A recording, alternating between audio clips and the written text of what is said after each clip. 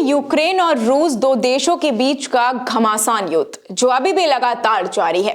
इसके बाद हमास और इजराइल का युद्ध जिसने दोनों देशों में भयानक तबाही मचाई है। वहीं इन सबके बीच अब एक और युद्ध छिड़ गया है जिसमें शामिल है ईरान और पाकिस्तान। नमस्कार, मैं प्रिया बंसल और आप देख रहे हैं हमारा सेगमेंट बैक स्टोरी। आइए वीडियो पर वापस लौटते हैं। आज हम आपको बताएंगे कि ईरान और पाकिस्तान के बीच में क्या हुआ है। आपको बता दें, ईरान के इस्लामिक रिवॉल्यूशनरी गार्ड्स ने पाकिस्तान के बलूचिस्तान प्रांत में आतंकी ठिकानों पर एक बड़ा हमला किया है।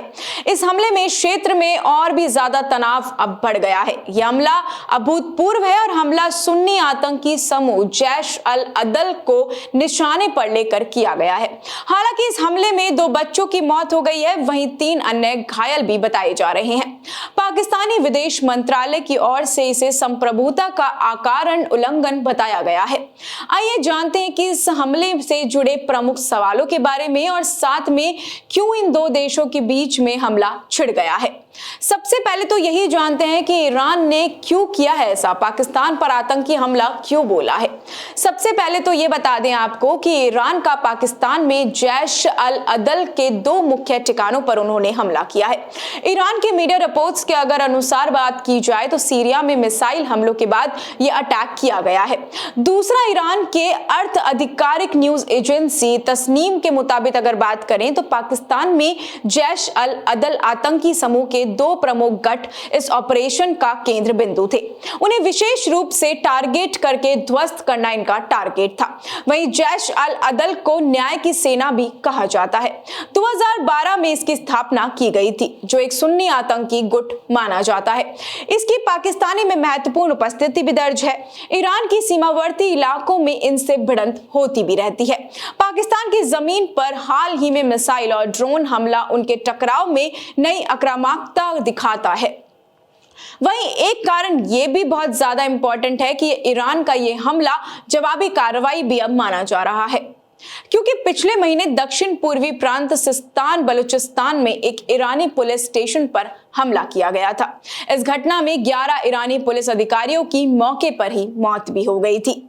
ईरान के गृह मंत्री अहमद वाहिदी ने हमले के लिए जैश अल अदल को पूरी तरह से जिम्मेदार ठहराया था। वहीं आपको ये भी बताते चलते हैं कि ईरान ने बार-बार चेतावनी भी पाकिस्तान को दी थी कि जैश अल अदल जो है आतंकवादी समूह, उसके सुरक्षा बलों पर हमले करने के लिए पाकिस्तान की भूमि का इस्तेमाल कर रहा है और बलूचिस्तान के सीमावर्ती शहर पंजगुर के इसके ठिकाने भी मौजूद हैं। पाकिस्तान ने बलूचिस्तान प्रांत में एक सुन्नी आतंकी संगठन से जुड़े ठिकानों को निशाना बनाकर हवाई हमले किए जाने पर ईरान को गंभीर परिणाम भुगतने की चेतावनी भी अब जारी कर दी है। पाकिस्तान ने अपने हवाई क्षेत्र के उल्लंघन की कड़ी निंदा करते हुए ईरान के प्रभारी राजदूत को विदेश मंत्रालय में तलब किया है। इसी के साथ आपको ये भी बताते चले कि पाकिस्तानी विदेश कार्यालय ने एक बयान भी जारी किया है, जिसमें उन्होंने कहा है कि ईरान का ये कृत्य इसके हवाई क्षेत्र का अकारण उल्लंघन है। पश्चिम एशिया में हमास और इजराइल के युद्ध के कारण पहले से ही जो स्थिति है वो काफी तनावपूर्ण बनी हुई है। ऐसे में ईरान ने इन हमलों ने चिंता और बढ़ा दी है। वही बयान में उन्होंने ये भी कहा है कि ईरानी विदेश मंत्रालय के संबंधित वरिष्ठ अधिकारी के समक्ष इसे लेकर पहले ही कड़ा विरोध दर्ज करवाया जा चुका है। इसके साथ ही अतिरिक्त पाकिस्तान की संप्रभुता के इस घोर उल्लंघन की कड़ी निंदा से अवगत कराने के लिए ईरान के प्रभारी राजदूत को विदेश मंत्रालय में तलब भी किया जा चुका है। इसी के साथ परिणामों की जिम्मेदारी पूरी तरह से ईरान की होगी। इस बात पर भी चिंता व्यक्त की गई है कि पाकिस्तान और ईरान के बीच में बातचीत के कई संस्थापिक और स्थापित माध्यमों के बावजूद ये अवैध कार्रवाई हुई है, जो कि बहुत गलत है। ईरान और पाकिस्तान 959 किमी बॉर्डर शेयर करता है और ज्यादातर हिस्सा जो है वो सिस्तान और बलूचिस्तान का है। यहाँ पर ईरान के सुन्नी अल्पसंख्यक रहते हैं और साथ ही शिया प्रभुता वाले शासन में भेदभाव का सामना काफी इनको करना पड़ता है। दोनों देशों के बीच में क्षेत्रीय सत्तिपुरुद्धा और साथ में गठबंधन को लेकर मतभेद भी रहे हैं। ईरान ने हमला एक ऐसे देश पर किया है जो कि परमाणु ताकत होने का घमंड भी करता है।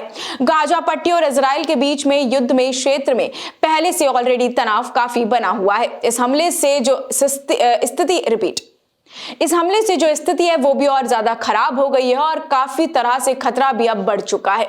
ऐसी और भी तमाम अपडेट्स और जानकारियों के लिए आप बने रहिए हमारे सेगमेंट बैक स्टोरी के साथ, ओनली ऑन द चौक। धन्यवाद।